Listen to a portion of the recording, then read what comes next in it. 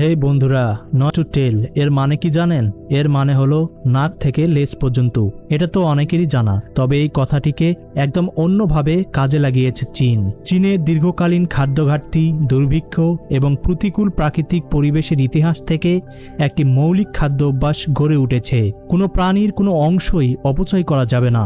এই নীতিকেই বলা হয় নাক থেকে লেজ পর্যন্ত, যার মাধ্যমে একটি প্রাণীর প্রতিটি অংশ, যেমন অঙ্গ প্রত্যঙ্গ, অন্ডকোষ, মস্তিষ্ক, অন্ত্র বা পা পর্যন্ত ব্যবহার করা হয়। আর তাই আমরা আজকের এই এপিসোডে এমন অদ্ভুত চীনের কয়েকটি খাবারের কথা বলবো, যা খাওয়ার কথা আপনি কল্পনাও করতে পারবেন না। তো চলুন বন্ধুরা, শুরু করা যাক আজকের ভিডিও।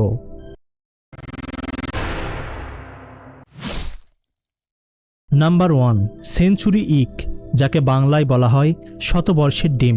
তবে সেঞ্চুরি ইগ কোনো হাজার বছরের পচা ডিম নয়, বরং এটি একটি সুনির্দিষ্ট প্রক্রিয়ায় সংরক্ষিত করা বা কিউরিং করা ডিম। হাঁস, মুরগি বা কোয়েলের ডিমকে কাদা, ছাই, লবণ, কুইকলাইম এবং চালের তুষের একটি ক্ষারীয় মিশ্রণে কয়েক সপ্তাহ থেকে কয়েক মাস পর্যন্ত সংরক্ষণ করা হয়। এই রাসায়নিক প্রক্রিয়া ডিমের পিএইচ মান 9 থেকে 12 পর্যন্ত বৃদ্ধি করতে পারে, যা ডিমের মধ্যে থাকা প্রোটিন বা ফ্যাটকে ভেঙে ক্ষুদ্র এবং স্বাদযোগ্য যৌগে পরিণত করে। প্রক্রিয়ার পর ডিমের কুসুম একটি গাঢ় সবুজজাত ধূসর রং ধারণ করে এবং ক্রিমি টেক্সচার যুক্ত হয়, যার মধ্যে হাইড্রোজেন সালফাইড এবং অ্যানোমিয়া তীব্র গন্ধ ও স্বাদ থাকে। ডিমের সাদা অংশ স্বচ্ছ জেলির মতো এবং বাদামি বা অ্যাম্বার রং ধারণ করে। এর স্বাদকে রিচ বা কমপ্লেক্স এবং প্লাজেক্ট হিসাবে বর্ণনা করা হয়। এই ডিম সাধারণত খোসা ছড়িয়ে কাঁচাই খাওয়া হয়, তবে এটি আদা, সয়া সস বা কাঞ্জি এর সাথেও পরিবেশন করা হয়। ঐতিহাসিকভাবে এই ডিমের উৎপত্তি খাদ্যের অপচয় রোধ এবং সংরক্ষণের একটি কৌশল হিসাবে হয়েছিল।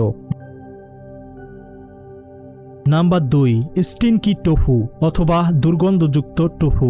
দুর্গন্ধযুক্ত টোফু একটি ঐতিহ্যবাহী চীনা খাবার, যা টোফুকে ফার্মেন্টেশন প্রক্রিয়ার মধ্য দিয়ে তৈরি করা হয়। এই প্রক্রিয়ার ফলে টোফুতে একটি অত্যন্ত তীব্র এবং ঝাঁঝালো গন্ধ তৈরি হয়, যা দূর থেকে অনুভব করা যায়। যদিও এর গন্ধ ভিন্ন সংস্কৃতির মানুষের কাছে কিছুটা অস্বস্তিকর মনে হতে পারে, এর স্বাদ অনেকে সুস্বাদু বলে বর্ণনা করেছেন। এর উৎপত্তি চীন রাজবংশের এক স্কলার, যার নাম ওয়াং ঝিংয়ে। পরীক্ষায় ব্যর্থ হয়ে তিনি জীবিকা নির্বাহের জন্য টুফু বিক্রি শুরু করেন। একদিন তার কাছে প্রচুর পরিমাণে অবিকৃত টুফু থেকে যায়, যা তিনি একটি লবণ দিয়ে জারে রেখে দেন, এবং কিছুদিন পর টুফু ফার্মাইন্ট হয়ে একটি নতুন ধরনের খাবারে পরিণত হয়, যা তিনি বিক্রি করে প্রচুর জনপ্রিয়তা লাভ করেন। এই উদ্ভাবনটি এতটাই জনপ্রিয় হয়েছিল যে এটি পরবর্তীতে রাজকীয় প্রসাদের মেনুতেও স্থান করে নেয়। দুর্গন্ধযুক্ত টোফু প্রস্তুতি এবং স্বাদ অঞ্চলের উপর নির্ভর করে পরিবর্তিত হয়। সাংহাইয়ের মতো শহরে এটি সাধারণত তেলে ভেজে মশলা বা মিষ্টি সস দিয়ে পরিবেশন করা হয়, যা অনেকটা হংকংয়ের রাস্তার খাবারের মতো।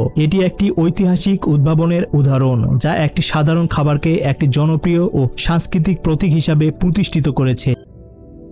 নাম্বার 3, বার্ড নেস্ট স্যুপ অথবা পাখির বাসা থেকে তৈরি স্যুপ। পাখির বাসা স্যুপ একটি অত্যন্ত মূল্যবান চীনা খাবার, যা সুইপলেট নামক একটি ছোট পাখির বাসা থেকে তৈরি করা হয়। এই পাখি তার লালা ব্যবহার করে বাসা তৈরি করে, যা বাতাসের সংস্পর্শে এসে শক্ত হয়ে যায়। এই শক্ত হওয়া বাসাগুলোকে সংগ্রহ করে পরিষ্কার করা হয় এবং মুরগির ব্রেথের সাথে একটি স্যুপ তৈরি করা হয়। এর উচ্চ মূল্য একটি ঐতিহ্যবাহী ঔষধি গুণাবলীর বিশ্বাসের কারণে, যা চীনা সমাজে হাজার বছর ধরে প্রচলিত। ঐতিহ্যবাহী চীনা ঔষধ অনুসারে এর স্যুপ ত্বকের সৌন্দর্য বৃদ্ধি এবং বার্ধক্য প্রতিরোধ করে, রোগ প্রতিরোধ ক্ষমতা বাড়ায়। যদিও এই বিশ্বাসগুলো অনেকগুলো আধুনিক বিজ্ঞান দ্বারা পুরোপুরি প্রমাণিত হয়নি। কিছু গবেষণায় দেখা গেছে যে পাখির বাসায় থাকা প্রোটিন এবং অ্যামিনো অ্যাসিডের মতো উপাদানগুলো শরীরের রোগ প্রতিরোধ ক্ষমতা বৃদ্ধিতে এবং কোষের কার্যকারিতা উন্নত করতে সহায়তা করে।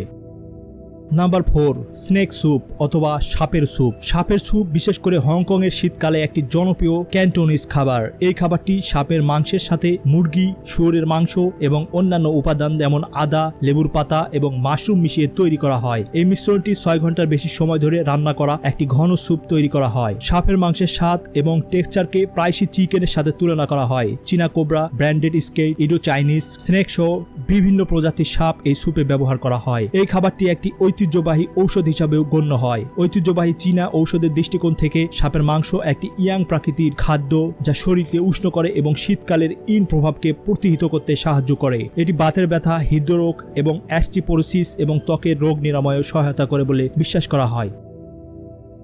নাম্বার 5, বালুট অথবা নিষিক্ত হাঁসের ডিম। বালুট হলো একটি নিষিক্ত হাঁসের ডিম যা 12 থেকে 18 দিন পর্যন্ত ইনকিউবেট করা হয় এবং তারপর সিদ্ধ করে খাওয়া হয়। এটি প্রায়শই ফিলিপাইনের একটি খাবার হিসেবে পরিচিত হলেও এর মূল চীনা সংস্কৃতিতে নিহিত। বালুটের ধারণাটি চীনের প্রাচীন মাওদান বা পশমি ডিম থেকে এসেছে, যা খাদ্য সংরক্ষণের একটি উপায় হিসেবে ব্যবহৃত হতো। চীনা ব্যবসায়ীরা এই কৌশলটি ফিলিপাইনে নিয়ে যান, যেখানে এটি একটি জনপ্রিয় রাস্তার খাবারে পরিণত হয়েছে। এটি সাংস্কৃতিক আত্মীকরণের একটি দৃষ্টান্ত, যেখানে একটি চীনা কৌশল অন্য সংস্কৃতিতে নতুন রূপ ধারণ করে। বর্তমানে এটি ফিলিপাইন, ভিয়েতনাম এবং কম্বোডিয়ার মতো দক্ষিণ পূর্ব এশিয়ার দেশগুলোতে একটি ঐতিহ্যবাহী খাবার হিসাবে বেশ পরিচিত, যদিও এটি চীনেও খাওয়া হয়। বালুটকে প্রোটিনের একটি উৎস হিসাবে ধরা হয়। এটি স্বাদ মিশ্রণ, অনেকটা ক্রিম চিজের মতো, এবং এতে কোনো হাড় বা শক্ত অংশ থাকে না, কারণ ভ্রূণের হাড় নরম থাকে এবং এটি মুখে গলে যায়। তবে নৈতিক দিক নিয়ে আন্তর্জাতিক বিতর্ক রয়েছে।